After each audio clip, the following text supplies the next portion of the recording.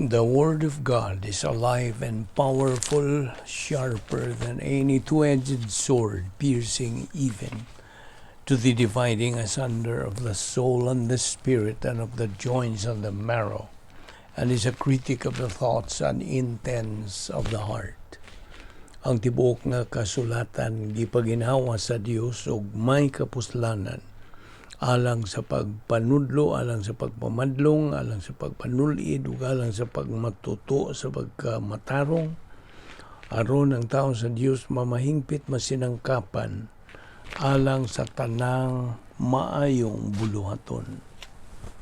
Welcome everyone sa makausapan ining atong adlaw-adlaw ang pagtuon sa pulong sa Dios. We welcome everyone, especially our subscribers, our followers, viewers, fellow believers. Okay, I hope na mo sa kapiskay sa panglawas, sa di pa kita magapadayon sa pagtuon sa pulong sa Diyos ng adlaw, gikinahanglan ng atong pagpangandam sa atong tagsa-tagsa kalag. Ikaw nga magtutuo, use 1 John 1:9. Ikaw nga dili magtutuo, use Acts 16:31. Okay, padayon ta karon.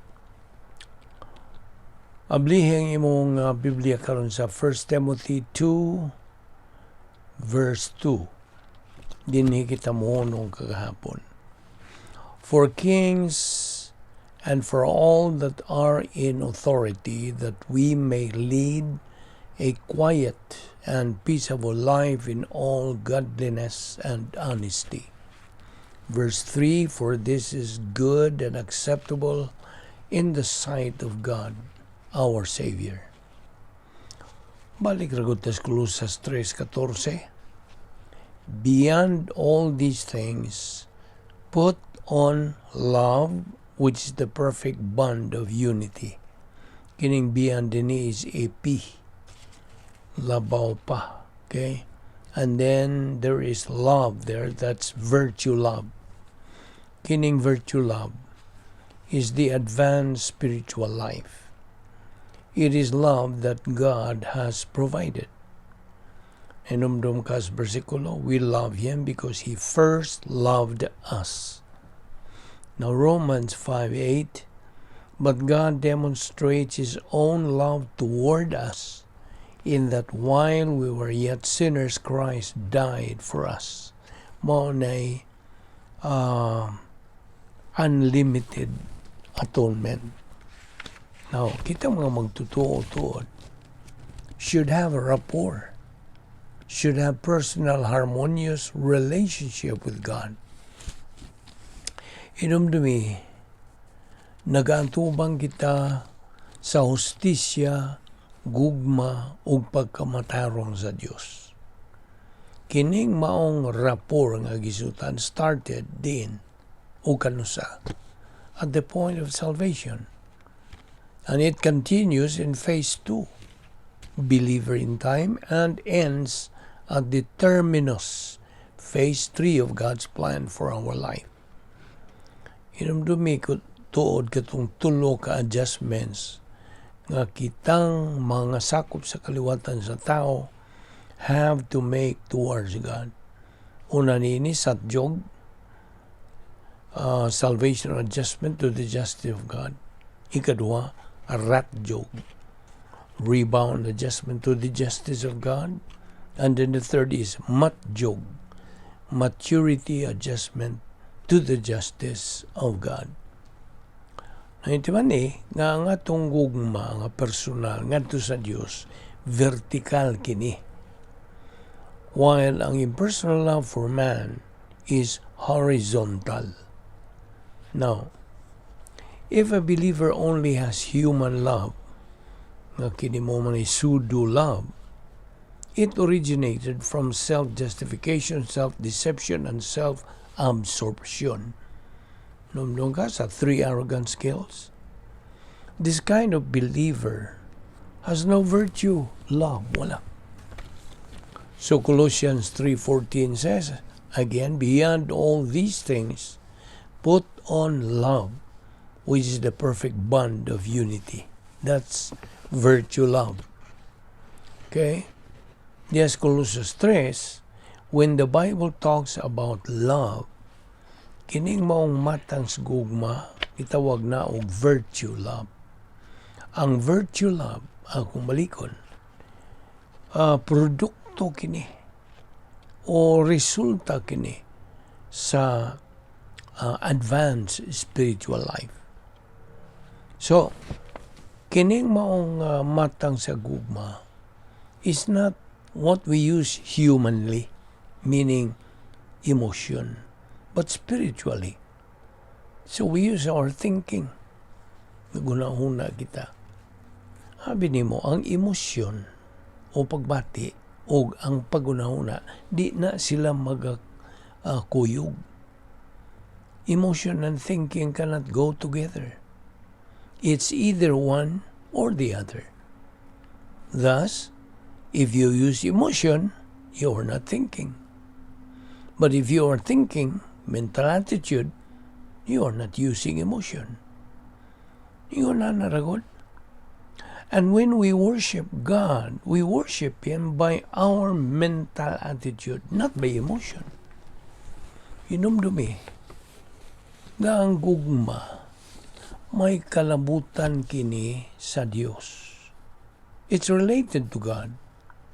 Ang sanglit ang Diyos, gugma man, kita mga magtutuo, makahigugma lamang kaniya, pinagi sa iyang pagi. We can only love Him by His own way, not by our human way. So I hope naklaro ni mo na. Inumdumi usap, unsay gisulti sa Biblia. God can only be worshipped in spirit and in truth. Di lagi ang emosyon dili. Romans 5:8, God demonstrated His love toward us in that while we were yet sinners, Christ died for us. 1 John 4:19, we love Him because He first loved us. 1 John 2:16, for all that is in the world, the lust of the flesh and the lust of the eyes and the pride of life is not of the Father, but is of the world. Verse 17, and the world passeth away, and the lust thereof, but he that doeth the will of God abideth forever. John 1:12, but as many as received Him, to them gave He power to become the sons of God, even to them that believe on His name.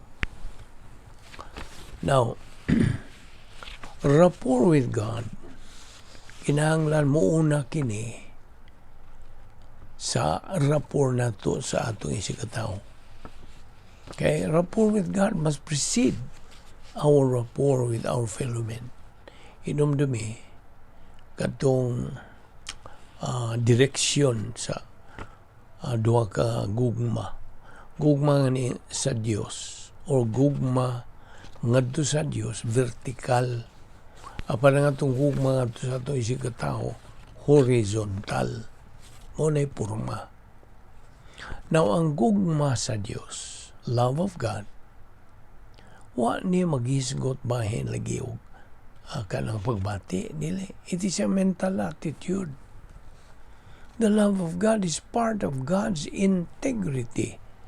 Bahin ka na sa iyong kanang masaligan. His integrity, unsa man ang nag-compose ni iyang integrity?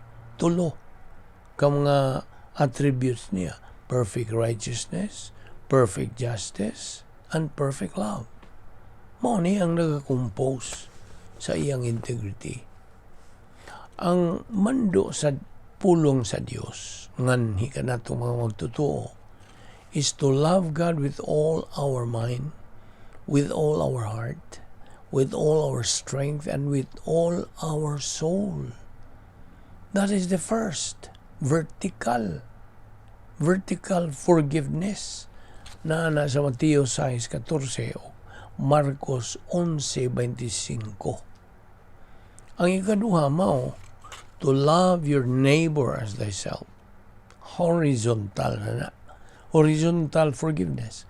Episo 4:32. Now, kini ang mga mando itong gisugutan.